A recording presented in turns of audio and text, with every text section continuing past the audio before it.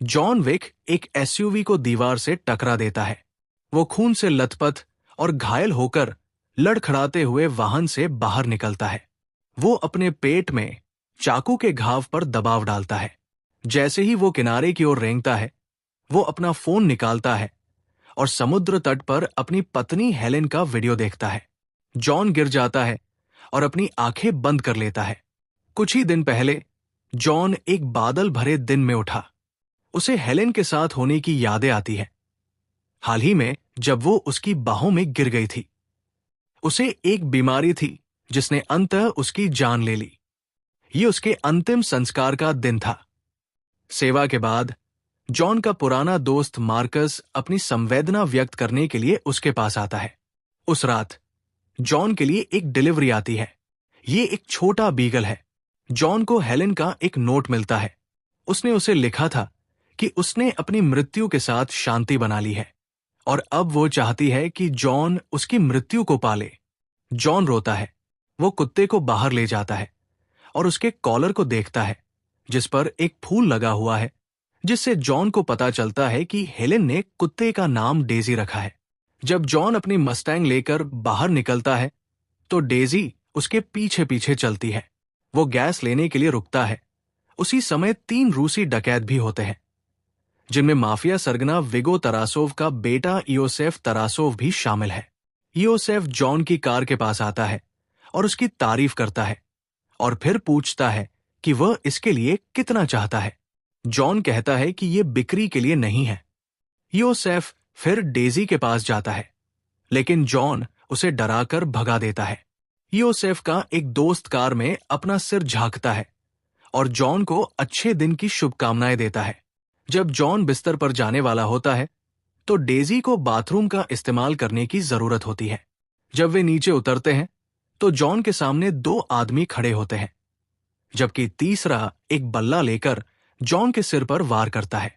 वो जॉन को पीटना शुरू कर देता है, जबकि डेजी कराहती रहती है। उनमें से एक आदमी कुत्ते के पास जाता है और उसकी गर्दन तोड़ देता है। वो आदमी अपना मुखौटा उतारकर इयोसेफ को दिखाता है, जो जॉन को बेहोश कर देता है।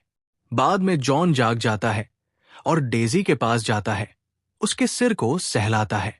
इयोसेफ जॉन की कार को ऑरेलियो द्वारा संचालित एक दुकान पर ले जाता है। ऑरेलियो तुरंत कार को पहचान लेता है और ये जानना चाहता है कि इयोसेफ को ये कार कहां से मिली। इयोसेफ इस बात पर शेखी बघारता है कि उसने कार किससे चुराई है और उसने इस व्यक्ति के कुत्ते को मार दिया है। ऑरेलियो इयोसेफ के चेहरे पर मुक्का मारता है। बाद में जॉन दुकान पर आता है और पूछता है कि क्या इयोसेफ आया था, और ऑरेलियो जॉन को अपना नाम बताता है ताकि ये पुष्टि हो सके कि उसकी कार किसने चुराई और उसके कुत्ते को मार डाला। उस रात बाद में भी विगो ऑरेलियो को यह पूछने के लिए कॉल करता है कि उसने इयोसेफ को क्यों मारा। ऑरेलियो कहता है क्योंकि उसने जॉन विक की कार चुराई थी और उसके कुत्ते को मार दिया था। विगो बस जवाब देता है, ओह। जॉन एक स्लेजहैमर लेकर बेसमेंट में जाता है और फर्श को तोड़ना शुरू कर देता है। वो बंदूकों और गोलियों का एक जखीरा खोजता है। स्थिति पर चर्चा करने के लिए विगो इयोसेफ से उसके घर पर मिलता है। वो अपने बेटे को डांटने के लिए उसके पेट में 2 बार घूंसा मारता है।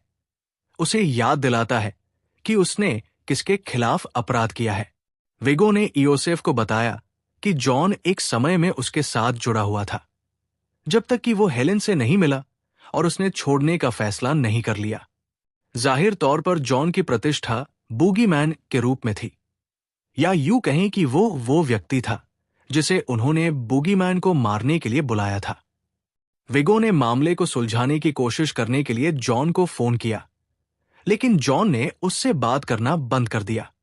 विगो ने जॉन को मारने के लिए नकाबपोश हत्यारों की एक टीम को उसके घर भेजा। हालांकि जॉन उन पर हमला करता है और आसानी से उन सभी को मार गिराता है। वो उन्हें गोली मारता है और आखिरी आदमी के दिल में छुरा घोंपने से पहले आखिरी कुछ लोगों से लड़ता है। फिर जॉन शवों को ठिकाने लगाने के लिए सफाई दल को बुलाता है। ये पहली बार नहीं है जब उन्होंने जॉन के साथ व्यापार किया है और वे जानते हैं कि ये आखिरी बार नहीं होगा। विगो मार्कस से मिलता है और उसे $2 मिलियन के नए अनुबंध के लिए जॉन विक को मारने के लिए कहता है। वो अपने सहायक एवी डीन विंटर्स को ये काम लेने के लिए दूसरों को बुलाने का निर्देश भी देता है। मार्कस स्वीकार कर लेता है। जॉन अपने व्यवसाय के लिए कॉन्टिनेंटल नामक होटल में जाता है। वहां वो एक महिला को देखता है जिसे वो पहचानता है, जिसे परकिंस के नाम से जाना जाता है। जॉन योसेफ को खोजने की कोशिश में एक और पुराने दोस्त विंस्टन से मिलता है। रात में मार्कस सड़क के उस पार इमारत की छत पर जाता है और जॉन के कमरे में निशाना लगाने के लिए अपनी राइफल तैयार करता है। आईने से वो किसी को प्रवेश करते हुए देखता है। वो जॉन को चेतावनी देने के लिए गोली चलाता है। ये परकिंस है। वो जॉन पर गोली चलाना शुरू कर देती है, जबकि वो उसे चकमा देने की कोशिश करता है। वो उसे बताती है कि अगर वो होटल के नियमों को तोड़ती है तो विगो ने अनुबंध को दोगुना कर दिया है। वो अंततः परकिंस को पकड़ लेता है और उसे दया की पेशकश करता है अगर वो उसे बताए कि योसेफ को कहाँ ढूंढना है। वो जॉन को बताती है कि वो होटल के नीचे स्नानघर में है। जॉन फिर परकिंस को बेहोश कर देता है और उसे अपने सहयोगी हैरी के पास छोड़ देता है। जॉन उस क्लब स्नानघर में जाता है जहां योसेफ और उसके दोस्त हैं। जैसे ही वे जॉन को देखते हैं, वो उन पर गोली चलाना शुरू कर देता है, जबकि योसेफ भाग जाता है। जॉन अपने रास्ते में आने वाले हर हत्यारे को मार देता है, लेकिन भागते समय वो योसेफ को खो देता है।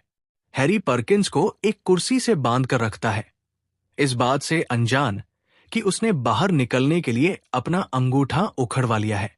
वो बाहर निकलती है और हैरी को गोली मारने से पहले उसके चेहरे पर तकिया रख देती है।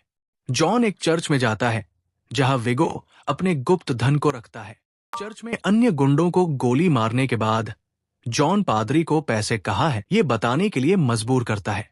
वो सब कुछ आग लगा देता है। जॉन की ओर से गोलियों की बौछार में फंसने से कुछ क्षण पहले विगो को आग के बारे में पता चलता है। हालांकि वो विगो के अधिकांश आदमियों को मार देता है, लेकिन जब एक एसयूवी दूसरे से टकराती है तो वो बेहोश हो जाता है, जिससे जॉन के पैर उखड़ जाते हैं।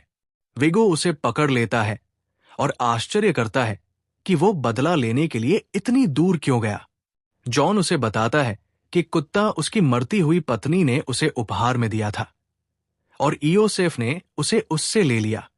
विगो उसे अपने गुर्गों के पास छोड़ देता है ताकि वे उसे प्लास्टिक की थैली से मार सके। हालांकि मार्कस अगली बिल्डिंग से देख रहा होता है और वो एक हत्यारे के सिर पर गोली चलाता है ताकि जॉन दूसरे को मार सके। जॉन अपनी बंदूक लेता है और विगो की भागने वाली कार पर गोली चलाता है, जिससे केवल वह बच जाता है। विगो को जॉन को यह बताने के लिए मजबूर होना पड़ता है कि योसेफ ब्रुकलिन में एक सुरक्षित घर में छिपा हुआ है। सुरक्षित घर की सुरक्षा हथियारबंद लोग करते हैं, लेकिन इनमें से कोई भी बात जॉन को उन्हें मारने और उस जगह पर धावा बोलने से नहीं रोकती। योसेफ एक बार फिर भागने की कोशिश करता है, लेकिन जॉन उसे पकड़ लेता है और उसे खत्म कर देता है। योसेफ की मौत का बदला लेने के लिए विगो अपने गुंडों से मार्कस को ढूंढकर विगो के घर ले आता है। वहां वे उसे तब तक अच्छी तरह पीटते हैं जब तक कि विगो और परकिंस उसे गोली मारकर मार नहीं देते।